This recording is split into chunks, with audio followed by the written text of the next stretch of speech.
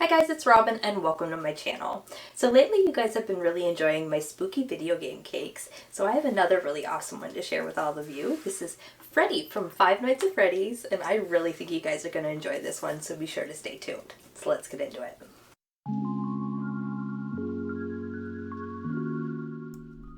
So for today's cake, I'm going to be using one 8-inch extra thick layer of my yummy chocolate cake, and you guys can find that recipe down in the description box down below. And to begin, I'm just going to start by leveling this out, and we're also going to tort it into two separate layers so we can add some delicious buttercream in between. But before we add that icing layer, we're going to cut out the shape that we need. Now the reason for that is because once I add the frosting, it's going to make things sticky, and it's also going to make things a lot more messy. So this is a good tip to keep things nice and clean. Okay, and now we can begin assembly. So as you guys can see, I have customized my cake board to the shape of my cake, and I'm using a little dollop of chocolate buttercream to make that first layer stick before adding a nice big dollop in the middle, and we're going to spread that out using a small offset spatula, and then finally place that last layer of cake into place, then give it a little press down to make sure everything is secured together. And for anybody who's interested, I am using my Easy American Buttercream recipe, and I will leave a link to that video in my description box below as well. Alright, now we have a little bit of carving to do. So my preferred tool of choice when it comes to this kind of stuff is a serrated knife, but I'm also going to use my X-Acto knife as well, just because it allows for really precision cutting, and that's going to be a big help when cutting out the corners of the mouth and around the edges of the eyes as well. So once we finished hollowing out the eyes and our mouth, we're going to build up the snout. So I'm just going to take that piece of cake that I trimmed off when we leveled off our cake, and we're going to use that to cut out the pattern, which we're going to add as an extra layer on the top of our cake to build it up a little bit and make it look 3D. Now, in case some of you happen to bake up perfect layers that require no leveling, whatever cake trimmings you do have, you could also mix up as a cake pop mixture and mold it into the shape you need, which we are also going to do later on in the video as well, so stay tuned for that and you guys will get to see what I mean. Now, because I'm not using cake pop mixture, I do still have a slight amount of carving. So I'm just going to take my X-Acto knife and we're going to carve an indent right in the very center just to make our snout look a little bit more realistic. And we're also going to want to make sure it's lined up good with the shape of the top of the mouth. And if there's any overhang or anything like that, we're just going to trim that away. And now that we've finished with our carving, we just need to clean up our crummy mess, and then we can begin our crumb coat using our chocolate American buttercream. So to keep things pretty simple and relatively mess-free, I chose to apply my icing using a piping bag so we get really good coverage, and that's also going to make smoothing a lot more easy. So we're just starting at the bottom and carefully piping our way to the top, and I'm just working in sections so you guys can easily see. And now once I have a full coat around the complete outside of the cake, I'm going to switch over to my flexible smoother, and we're going to carefully go all the way around the outside, smushing together any gaps and filling in any holes along the way. Now this is a crumb coat and doesn't have to look perfect, but once I'm happy with how that looks, we can switch over and start to pipe on the top side of our cake. Now, some of you may be wondering why I didn't just pipe buttercream over the entire cake and then smooth the entire thing.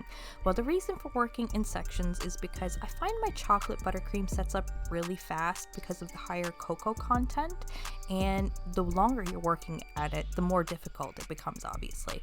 So I like to work in sections and just smooth a little bit at a time as I'm going. Because if your buttercream starts to set up, it will start to pull away at your cake a bit and possibly tear it. So you want your buttercream to be really creamy and easy to spread, because that's going to make the job way easier. Now, even though I worked in sections, my buttercream did start to dry on me, as you guys can see, which made the job a bit more difficult, but I was able to get a full coat of icing on the entire cake before it did set up on me. So now we're just trying to smooth it out and manipulate it a bit using our fingers, because now that it's set, we can actually touch it without it sticking to us.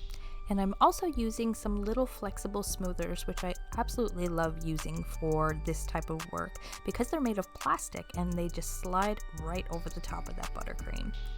These are by far some of my favorite caking tools, and these ones are actually homemade from just a flexible cutting board and an X-Acto knife to cut them into the shape that I need. But you guys can find something similar, I believe, on Amazon, or you should be able to find one at your local cake store, I believe. But in a pinch, a sheet of acetate or a piece of cardstock will also do.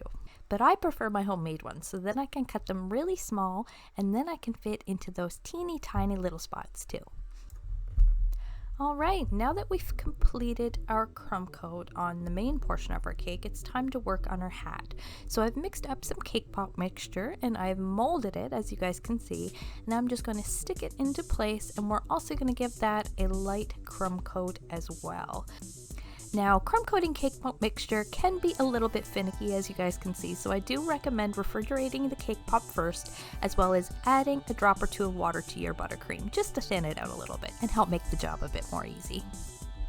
So now that we've completely finished our crumb coat, I've stuck my cake into the fridge to chill for a little bit while we work on our decorations. So first up we have our ears, and we're going to be making these out of some fondant, as you guys can see. So I've rolled out a piece of brown fondant, which I've also added some Tylose powder to. I've laid my stencil on top, which left the pattern behind, and then I've just carefully cut away the excess fondant that I don't need, and I did roll that fondant out really thick, as you guys can see. And now I'm just taking my Dresden veining tool, and we're going to create a bit of an inner ear before finally adding some supports inside so we have a way to attach them to the cake. And as opposed to just sticking the toothpicks up inside the ear, I like to use this technique. So essentially, I'm just sandwiching the toothpicks in between two pieces of fondant, trimming away the excess, and then we're just going to allow them to dry until they have firmed up completely. And as a side note, you must use 2 toothpicks in each ear, not just one, because you don't want the ear to spin when you insert it into the cake. Okay, so now that we have our ears done, it's time to move on to our final coat, and we're going to start with our darkest color first, so that way it's easy to clean up if we make a little bit of a mess. So I'm just very carefully filling in and smoothing out the eyes and the mouth before moving up to the hat and adding a nice thick coat there as well. So now we're working on the darker brown first, and I'm not actually working in sections this time like I did for the crumb coat because I thinned out my buttercream quite a bit so it's nice and creamy, and my cake has been chilled really good so it's nice and easy to smooth now. And this is the coat we want to look really good. So I'm going to spend a little bit of extra time using my smoother and making sure that all these little lumps and bumps and imperfections are smoothed out and the cake looks perfect before we move on to the next color, which is the light brown on the snout. So unfortunately, during the making of this cake, there was a huge snowstorm and the power kept going out, which in turn corrupted my files. So I lost all the footage that I had containing the rest of my fondant decorations. I'm so sorry, guys, but I do have a template to share with you guys, and they were all really simple to make, so you should be able to recreate them yourself. But if you guys have any questions at all, or there was any part that wasn't very straightforward and you couldn't quite figure out yourself, feel free to ask in that comment section down below, and I will always do my very best to help. So as you guys can see, it was quite a bit of footage that we did lose. I made a lot of decorations. We have a little piece on the hat, some eyebrows, his eyes, some teeth, and a nose, and I even piped on a little black bow tie too. But it all came together in the end, and I think it looks great. We just need to give him some ears, and our cake is complete. Well, that's it for today's video, guys. If you want the template, hit me up at therobinsnest@hotmail.com and I will get that right off to you. But first, let's share a slice of cake because I want to send out a huge thank you to each and every one of you. You are what make my little channel possible, and I love you all. Thank you so much for everything you do. And I really hope you guys enjoyed this video. If you did, you know what to do. Like, comment, and don't forget to subscribe, and I will see you all on the next one.